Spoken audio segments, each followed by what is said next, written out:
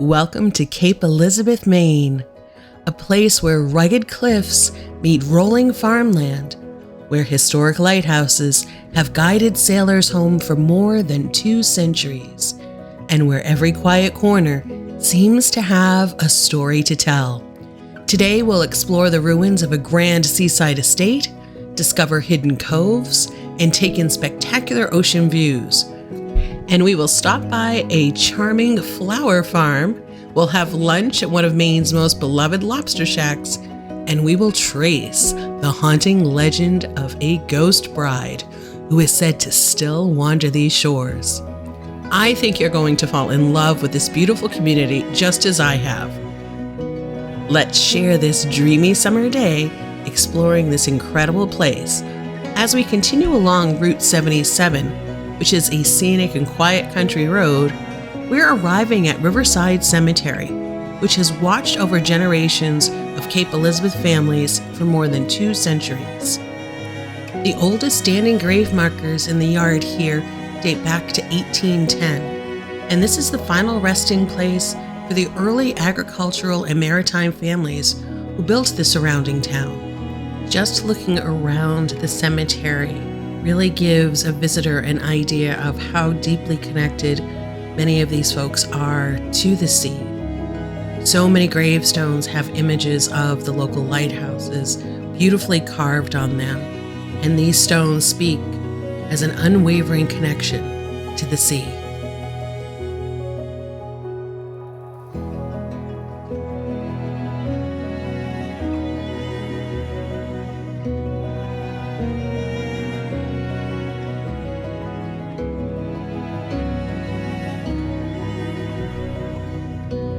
Behind the cemetery is the Spurwink Marsh.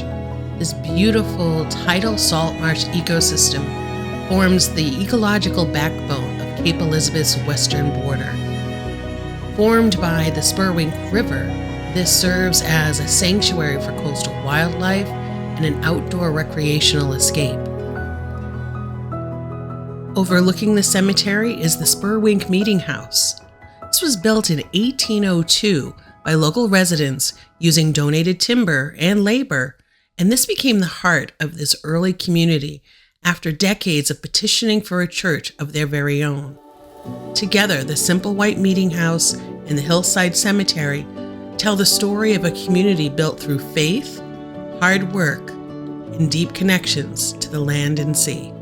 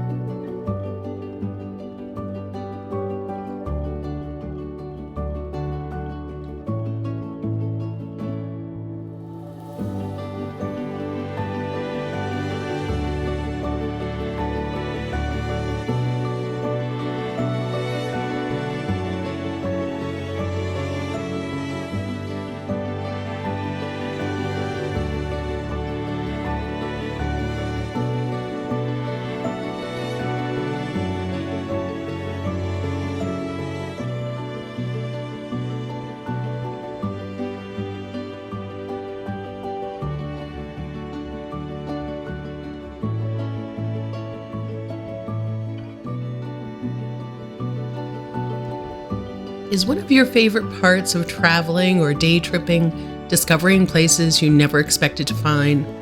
Mine too. Let's make a stop at Fresh Pickins Flower Farm.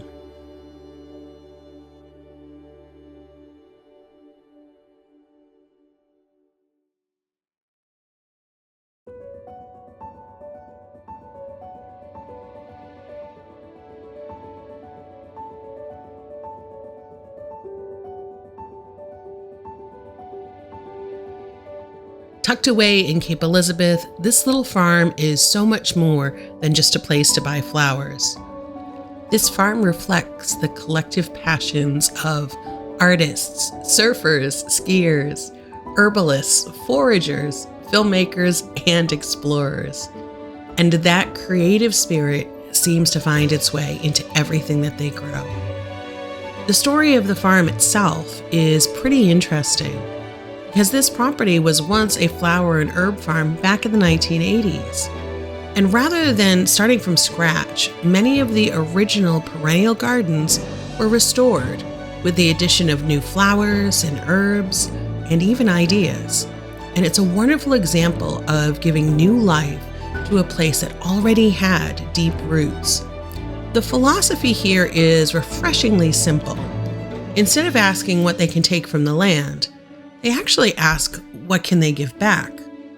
Using regenerative farming practices, they work with nature rather than against it, helping the soil remain healthy while creating beautiful blooms season after season.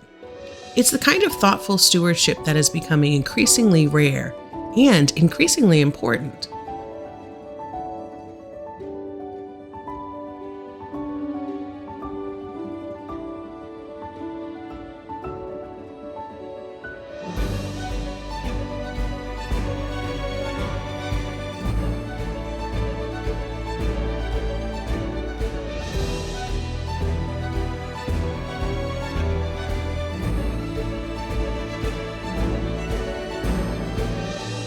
One thing that makes their bouquets especially unique is that they aren't just beautiful, they're fragrant in a way that surprises you. Tucked in among the flowers are herbs like calendula, basil, and other aromatic plants that create a bouquet that is meant to be experienced with all of your senses. It's a lovely thought to believe that these flowers aren't just around to brighten up a room, that their scent can tell a story as well. Fresh Pickins also creates handcrafted products that are inspired by the landscapes that surround them. So their collections draw from the forest, the farm, the mountains, and the sea. Using botanicals like juniper, chaga, sweet basil, and other natural ingredients, they craft small batch balms, salves, and other products that celebrate the natural beauty of New England. I couldn't resist taking a little piece of the farm home with me. A fresh bouquet filled with the colors of summer, and 2 honey bears of local honey, perfect to go with my wild Maine blueberry tea that I have at home. So as you can see, sometimes some of the best souvenirs aren't the ones that sit on a shelf. They're the ones that remind you of a place that every time you smell fresh flowers on the kitchen table or drizzle a little honey into your morning tea. What I appreciate about places like Fresh Pickins is that they remind us that travel isn't only about going to the famous landmarks in a place. It's about meeting the people who quietly make a place special. The farmers, the makers, and the artists. The people whose love for the land becomes part of the experience for everyone who visits. And I really appreciated hearing their story in such a welcoming environment during our visit. And as we explore Cape Elizabeth, we will carry a little bit of this stop with us. One of the things that makes Cape Elizabeth so unique is that it's never been defined solely by its spectacular coastline. For centuries, this has also been a community of farmers. From the earliest colonial gardens on nearby Richmond Island to the famed cabbage fields and sprawling lettuce farms that once supplied markets throughout New England, agriculture has been woven into the fabric of this town. Cape Elizabeth enjoys one of Maine's longest growing seasons, allowing generations of families to cultivate the land just alongside the sea. Today, that heritage continues through family farms, roadside stands, and an amazing commitment to conservation. Working together, local farmers and organizations like the Cape Elizabeth Land Trust have protected hundreds of acres through open space, ensuring that these fields, forests, and working farms remain part of the landscape for generations to come. It's one of the reasons why Cape Elizabeth feels so special, a place where the beauty of the coast and the richness of the countryside still exist side by side.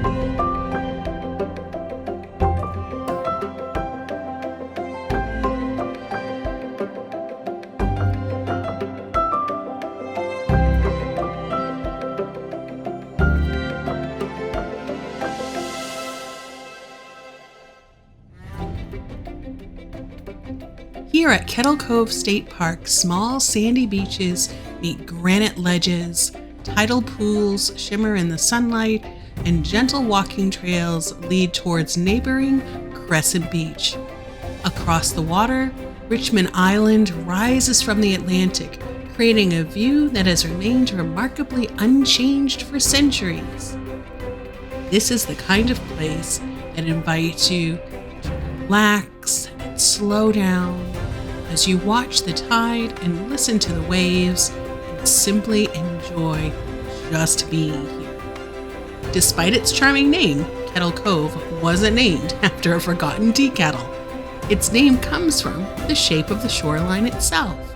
It's a naturally rounded cove that resembles a great kettle carved into the coast. The landscape surrounding it tells us an even older story. The rocks beneath our feet began as layers of sand, mud, and silt on the floor of an ancient ocean more than 400 million years ago. When continents slowly collided, an unimaginable pressure folded and transformed these sediments into the beautiful banded rocks we see today. Many visitors mistake the swirling patterns for petrified wood. They're actually fingerprints of mountain building forces that shaped New England long before people ever walked these shores. Long before the European settlers arrived, Wabanaki people came here to fish, gather shellfish, and harvest the rich sources along the coast. Just offshore, Richmond Island became one of New England's earliest trading posts in the 1620s, connecting this quiet stretch of coastline to a growing Atlantic world. Today, lobster boats still work these waters, carrying on modern traditions that have defined Cape Elizabeth for generations.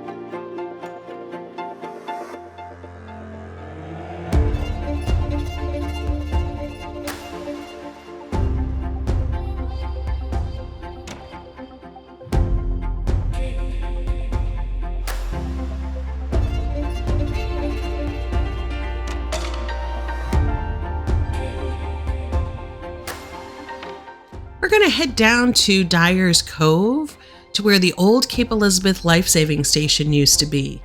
From here, we'll be able to see the two lights, grab some lunch, and catch some amazing views across the Atlantic Ocean.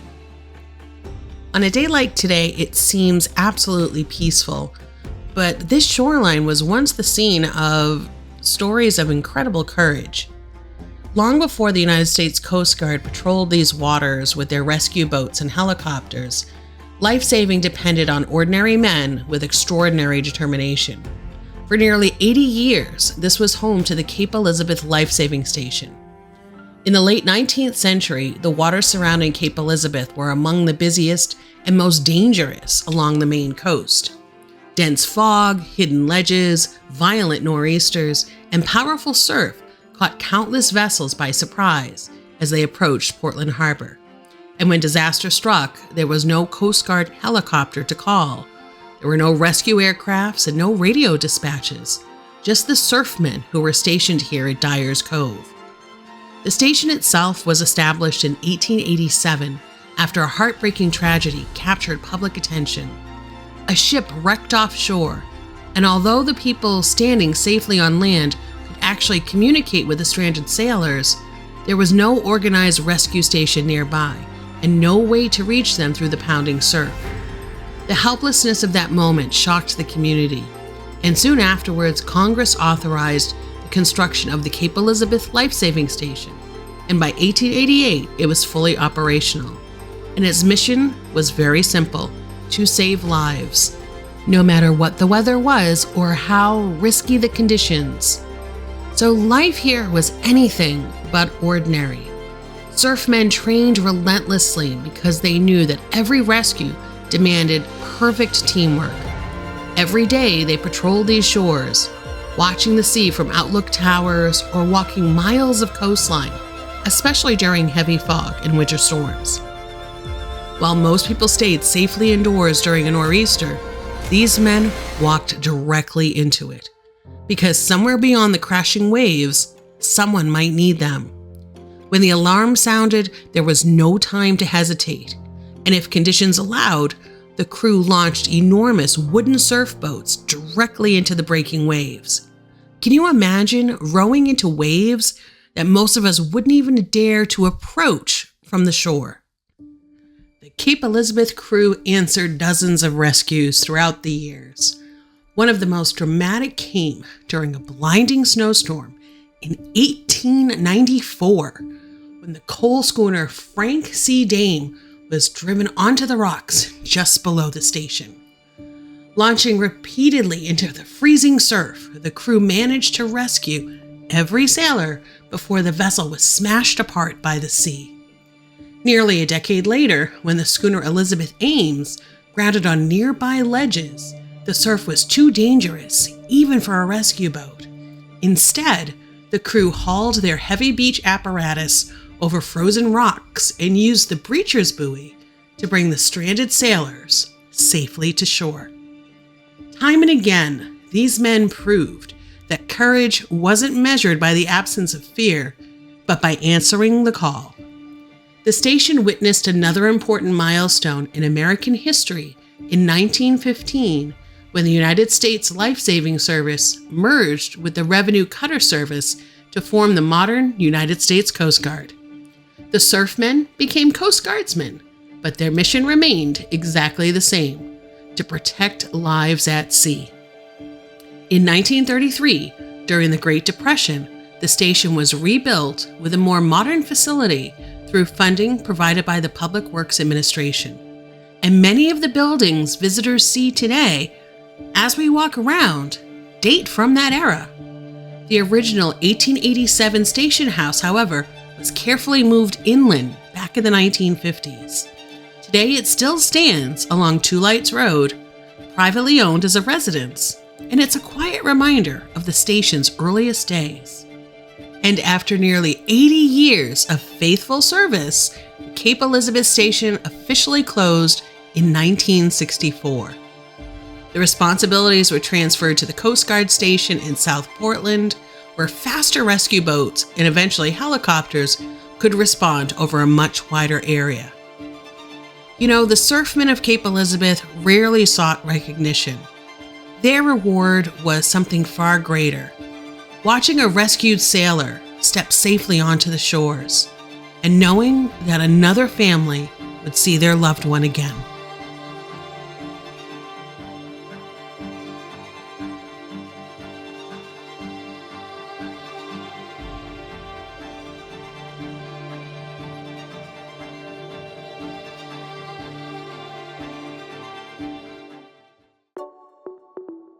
There are certain places that become part of a journey almost without trying.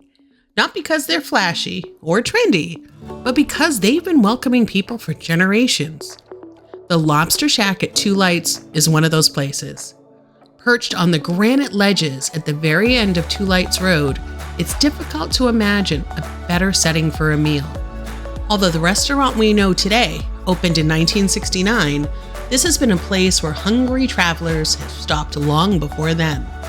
Back in the 1920s, a small seafood stand served simple lobster rolls and crab rolls until the day's catch was gone. It was never fancy, it didn't need to be. It had the perfect blend of fresh seafood, a spectacular view, and the sound of the ocean. So as you can see, some combinations never go out of style.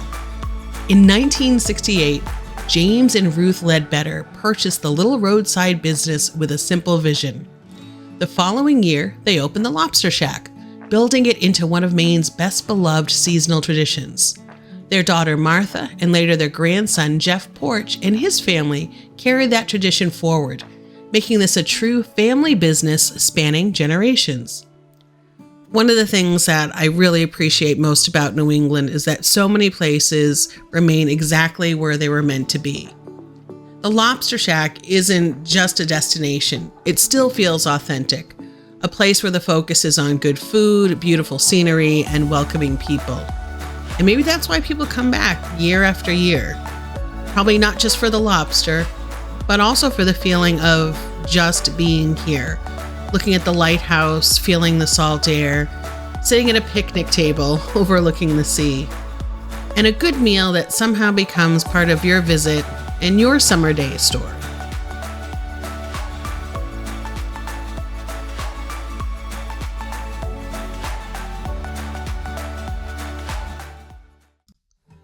Long before GPS, satellites, radar, LORAN, or electronic charts guided mariners safely home, mariners relied on something much simpler, and it was simply light. And here on the rocky coast of Cape Elizabeth, two lights were needed. Welcome to Cape Elizabeth's famous twin lighthouses. Today, only one lighthouse remains active, but for nearly a century, these two towers worked together, guiding countless vessels into the busy harbor of Portland and Casco Bay. Standing here with the Atlantic Ocean as it stretches out to the horizon, it's so easy to understand why this location has been important for generations. While the sea is beautiful, it has always demanded respect. And the first pair of lighthouses that were constructed here was back in 1828, during the administration of President John Quincy Adams. They were built on one of the busiest stretches of coastline in New England, where ships carried lumber, granite, fish, and all sorts of cargo as they made their way into Portland Harbor every day. Unlike most lighthouse stations, these towers weren't identical simply for appearance. Each served a different purpose. One displayed a steady light, and the other one flashed. By lining up the two beacons, mariners could determine exactly where they were offshore and safely navigate into one of Maine's busiest entrances. So before modern navigation, this seemed like an ingenious solution. The original stone towers served faithfully for decades, but the harsh Maine climate eventually took its toll. In 1874, they were replaced by the elegant cast iron towers that we see here today. Rising 67 feet above the rocky shoreline, they became one of the most recognizable landmarks on the Maine coast. Powerful Fresnel lenses projected their beams for miles across Casco Bay, while the mournful sound of the fog whistle warned ships when thick fog swallowed the coastline. For sailors, these weren't simply landmarks, they were reassurance. Home was near. But no story captures the spirit of this place better than the remarkable courage of one lighthouse keeper, and his name was Marcus Hanna. And on a bitter January night in 1885, he became a true American hero. A fierce blizzard had settled over the Maine coast. Snow, wind, and towering waves pounded the rocky shoreline. Just offshore, the schooner Australia struck the ledges near the lighthouse station, and the captain was swept away by the sea.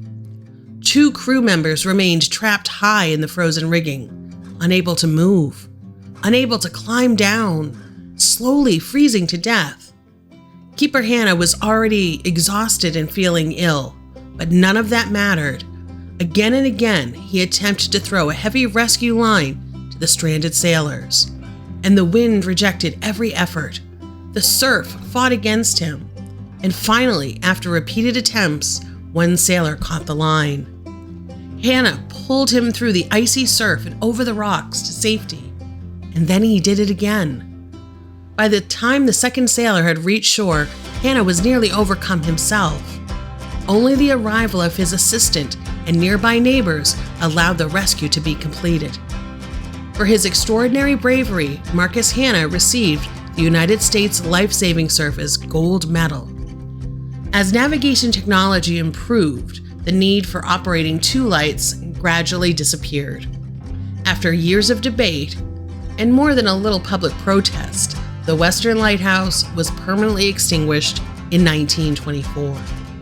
Only the Eastern Tower continues its original mission today, its beacon still sweeping across the Atlantic nearly 200 years after the station was first established.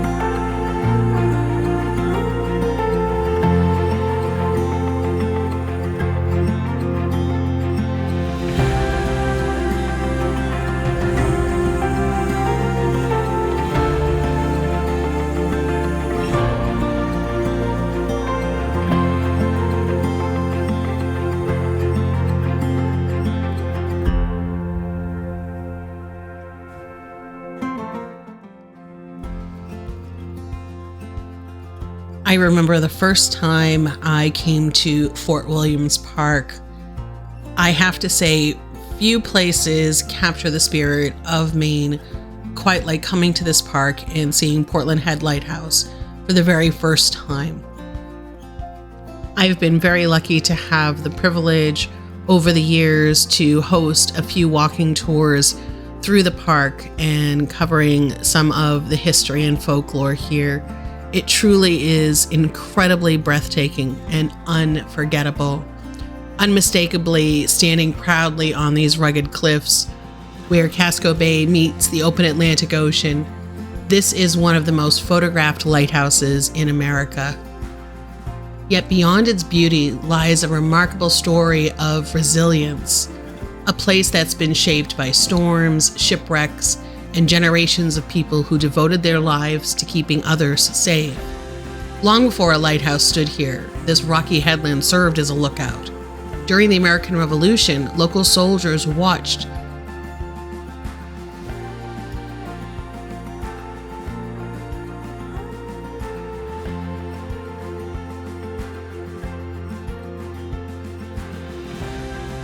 along the horizon for British warships approaching Portland Harbor. The need for a permanent beacon became tragically clear after a devastating shipwreck in 1787, which claimed 2 lives just offshore. It was a reminder that these beautiful waters could become unforgiving in an instant. The project eventually caught the attention of the nation's first president, and George Washington authorized the construction of Portland Head Light, making it one of the earliest public works undertaken by the new federal government. Built of local stone gathered from the surrounding landscape, the lighthouse was completed with funding from the Treasury Secretary, Alexander Hamilton. On January 10, 1791, its whale oil lamp shone across Casco Bay for the very first time. And for more than 2 centuries, that light has never stopped welcoming sailors home. It's easy to admire Portland Head Lighthouse on a calm summer afternoon, but its true character is revealed during a storm. These cliffs have absorbed the full force of Atlantic nor'easters for generations. The wind screaming across the headlands and the waves exploding like thunder against the rocks below. The sea is always reminding who's in charge here. On one February storm in 1972, there was a demonstration as to how powerful nature can truly be. A tremendous wave surged over the cliffs, tearing away a massive fog bell, ripping the steel fencing from its concrete foundations, and smashing windows 25 feet above the shoreline. When the water finally receded, the keepers' quarters were covered with mud, seaweed, and even starfish. It's difficult to imagine the force required to carry the ocean that far inland. Of course, the lighthouse wasn't simply a landmark, it was someone's home. Generation after generation of lighthouse keepers lived here with their families, tending the light through every season. And the work demanded constant attention. They had to clean the lenses, trim the wicks, and carry heavy containers of whale oil and later kerosene up narrow, winding staircases. They had to polish the brass and keep the lantern room windows free of ice during the coldest of Maine winters. If that light failed, it meant lives could be lost. The first keeper, Revolutionary War Captain Joseph Greenleaf, wasn't even paid a salary. Instead, he was allowed to live here, fish the surrounding waters, and cultivate the land nearby to support his family. Later keepers brought their own personalities to the light station. Joshua Freeman became known for welcoming visitors and even selling small glasses of rum to travelers making the walk out to the lighthouse. In those days, this lonely headland was already becoming one of Maine's earliest tourist destinations. Perhaps no family became more closely connected with Portland Head Light than the Strouts. Captain Joshua Strout took over as keeper after an accident at sea ended his sailing career. His wife Mary served as an assistant keeper, and eventually their son John joined them. Together, they cared for the station through some of its most memorable years. Their greatest test came on Christmas Eve in 1886. A fierce winter storm had engulfed the coast when the three-masted bark, the Annie C. Maguire, crashed directly onto the rocks below the lighthouse. Remarkably, the crew could actually see Portland Head light shining through the storm, yet somehow the vessel still struck the ledges. Keeper Joshua Strout, his family, and local volunteers raced onto the icy cliffs. Using nothing more than an ordinary ladder stretched between the rocks and the stranded ship, they rescued every person aboard, including the captain's wife and teenage son. Not a single life was lost. And days later, another storm reduced the abandoned ship to splinters. If you look carefully from the cliffs below, you'll still find a painted inscription marking the place where the Annie C. Maguire met her end, a quiet memorial left by Joshua Strout himself. Like so many historic places, Portland Head has continually adapted to changing times. The tower itself was raised during the Civil War so that its beacon could be seen farther out to sea. Years later, officials decided it was no longer necessary and shortened it again. Public outrage followed. Mariners insisted the taller light was safer. Within 2 years, the government reversed course and raised the tower once more. Sometimes it's the people who depend on a lighthouse who might know what's best for it. As the 20th century unfolded, visitors arrived in ever-growing numbers. Families picnicked on the headland, artists painted the sweeping coastline, and photographers chased the sunrise and storm clouds all around the lighthouse. For the keepers' families, however, life became increasingly public. There are stories of curious tourists walking straight into the keeper's house, sitting down at the kitchen table, and assuming it was all simply part of the attraction here. The lighthouse had become more famous than the home itself. In 1989, after nearly 200 years of continuous human care, Portland Head Light was automated. The end of resident lighthouse keepers quietly came to an end. But the light still shines. Although nobody climbs the tower each evening to light the lamp, no one keeps watch through the long winter nights from the keeper's quarters. Still, somehow, the spirit of this place hasn't changed a bit. Standing here today, listening to the waves and watching the seabirds drift over Casco Bay, it's easy to understand why Portland Head Light has become an enduring symbol of the state of Maine. It isn't simply just because it's a beautiful spot to be in. It's because it represents something that is so timeless. It represents steadfastness, and it represents hope, and the promise that even on the darkest nights, someone has left a light burning to guide you safely home.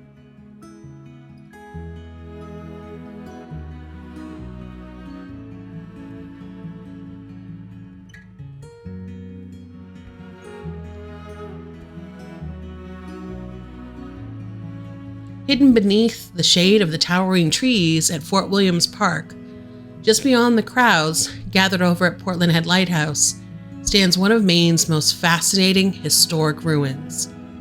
We're going to take a walk around the amazing Goddard Mansion. Today, visitors can once again wander safely around this remarkable stone villa after years of careful preservation. New pathways and interpretive displays that were just installed now make it easier than ever to explore these weathered walls. And there's some new technology here too, which allows visitors to see the mansion as it once appeared in the 19th century. But before this became a romantic ruin overlooking Casco Bay, this was someone's dream home. And the man who built it lived a life every bit as compelling as this mansion itself. John Goddard was born in Portsmouth, New Hampshire in 1811. As a young man, he entered the lumber business, eventually becoming one of Portland's most successful merchants. Prosperous and ambitious, He represented the confidence of a growing Maine during the mid-19th century. In 1831, he married Lydia Johnson, and together they raised a remarkably large family, 3 sons and 6 daughters. By the early 1850s, success had afforded him something few people could even imagine: a grand summer estate overlooking the Atlantic Ocean.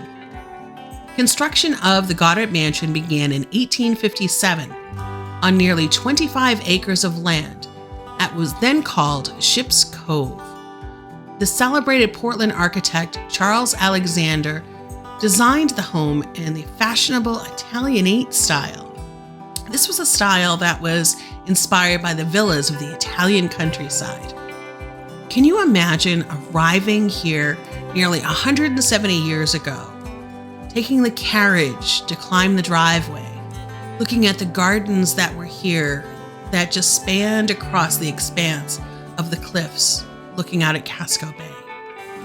Beautiful, breezy, broad verandas, and these tall windows framing views of Portland Head Lighthouse and even beyond. It must have seemed like a perfect place to raise a family. However, sadly, life had different plans for the Goddards. Behind John Goddard's business of success, there was a series of devastating personal tragedies he had to deal with. 3 of his children died as infants, and his eldest daughter died at only 29 years old. Another daughter succumbed to scarlet fever while attending school in Westbrook. According to newspaper accounts written nearly a century later, John Goddard suffered a heart attack shortly after returning home from her funeral.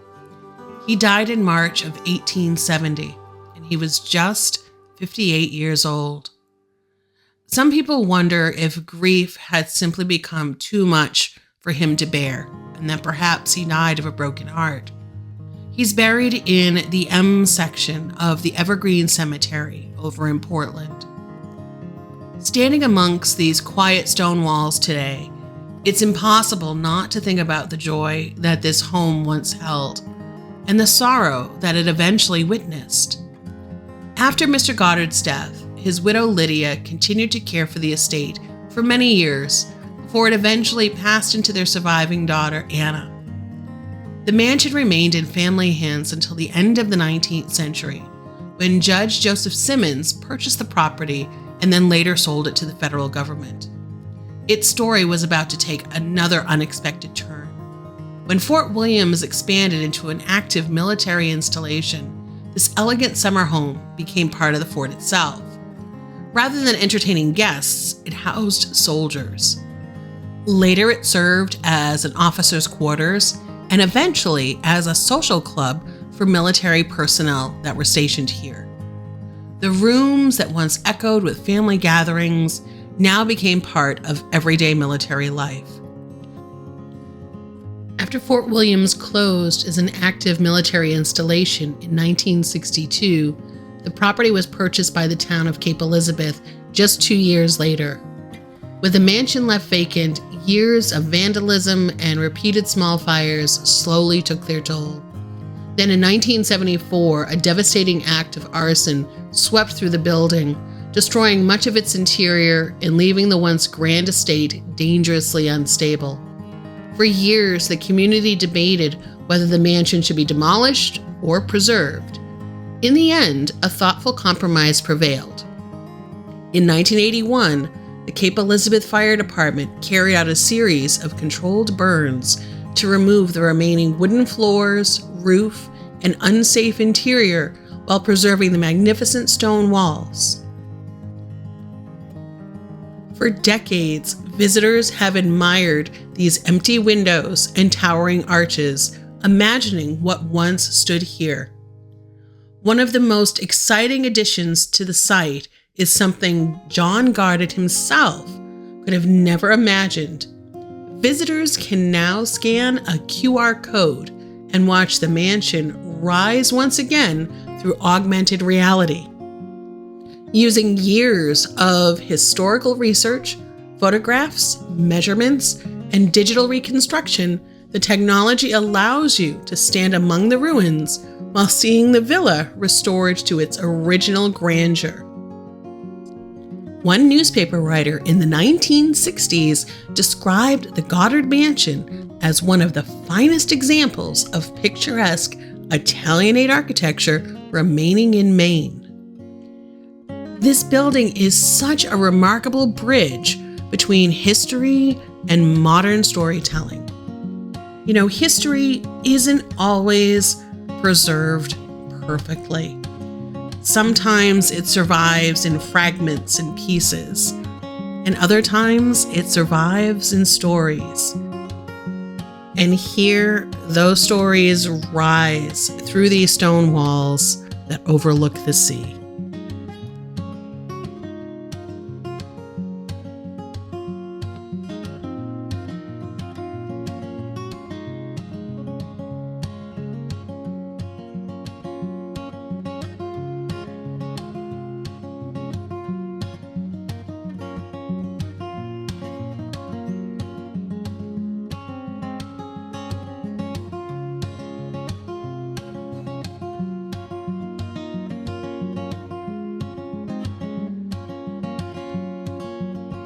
Let's take a ride to the beautiful Inn by the Sea.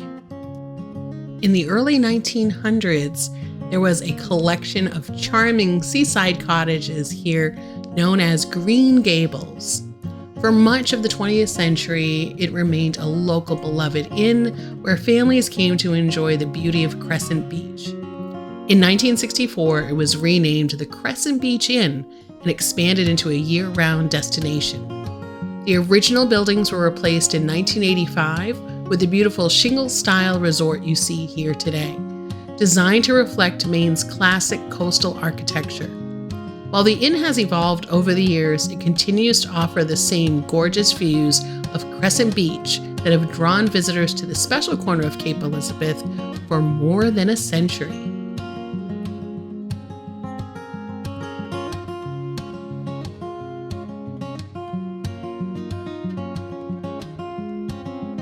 Do you feel the air getting a little cooler?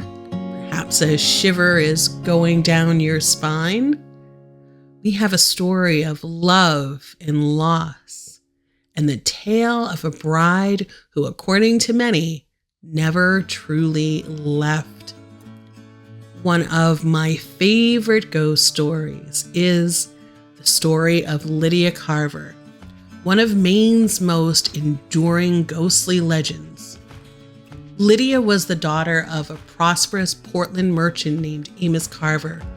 In the summer of 1807, 23-year-old Lydia traveled to Boston with members of her wedding party to have her bridal gown fitted for her upcoming marriage. It should have been one of the happiest moments of her life, and instead, it became the beginning of one of Maine's greatest maritime tragedies. On the evening of July 12, 1807, Lydia and 21 other passengers boarded the schooner the Charles for the overnight voyage home to Portland.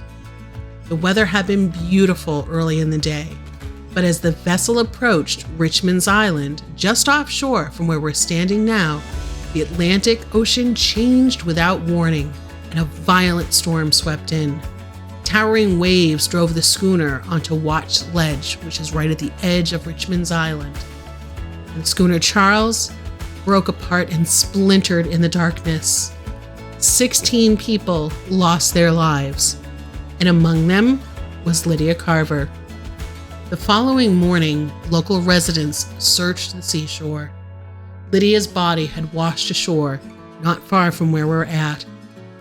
Beside her rested her trunk containing her wedding dress that she would never have the chance to wear. And she was buried right here, overlooking the very waters that claimed her life. It's a heartbreaking image that has lingered in the memories of many generations of people here in Cape Elizabeth. And I've always believed that some of the most enduring ghost stories begin with grief and love lost, and dreams never finished.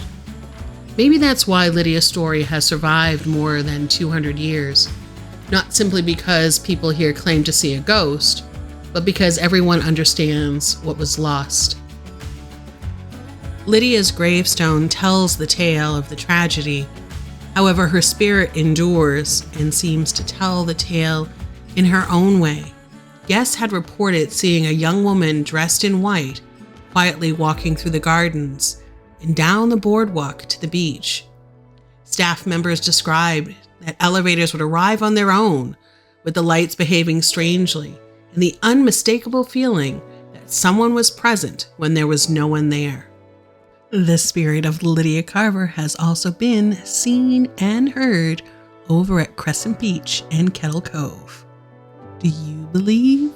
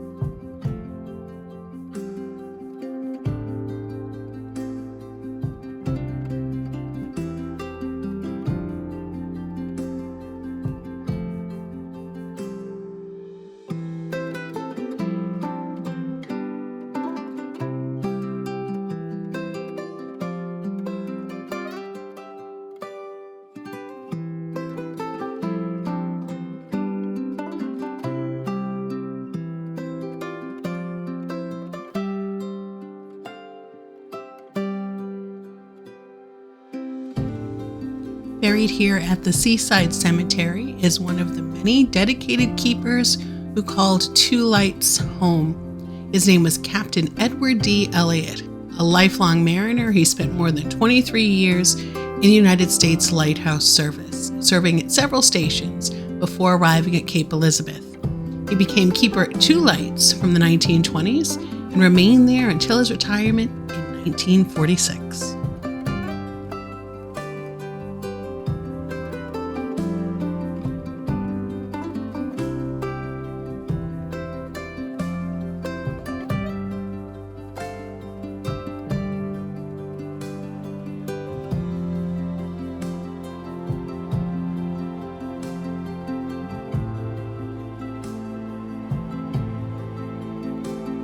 One of the things I enjoy most about driving through Cape Elizabeth is its unmistakable sense of place.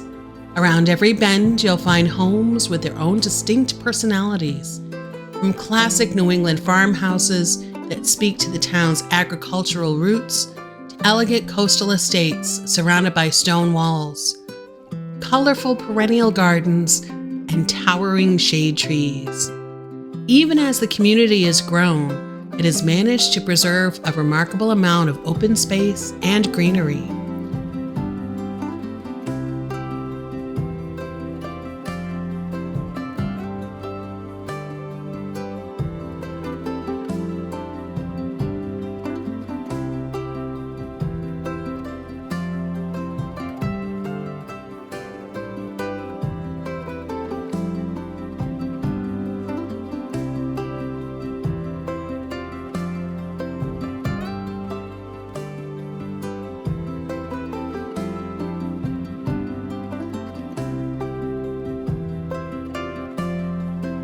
As the sun starts to slip below the horizon and the moon begins its quiet climb above the Atlantic, it's hard to imagine a more fitting ending to our day in Cape Elizabeth. As we pass through this neighborhood and all of these beautiful homes, today we've explored places that have been shaped by history, met the people who continue its traditions, and uncovered stories of courage, loss, resilience, and renewal. Like the tides that have shaped this coastline for centuries, these stories continue to return, reminding us that every place has a history, and every journey leaves us with one of our own. Let's now head back down to Kettle Cove, where a beautiful sunset and a gorgeous moonrise will be the perfect ending for a beautiful summer day. So let's have a peaceful and relaxing end to our day together by the seaside.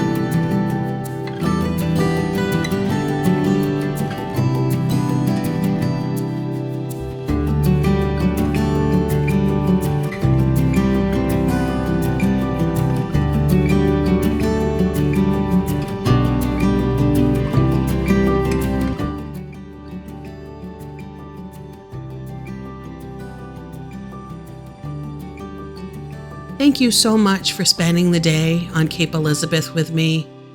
It was a pleasure to have you along for this scenic tour of this beautiful Maine coastal town. I hope that you'll subscribe to this channel and that before you go that you hit the like button. And until our next journey together, keep looking beyond the landmarks, stay wicked curious, and never lose your sense of wonder.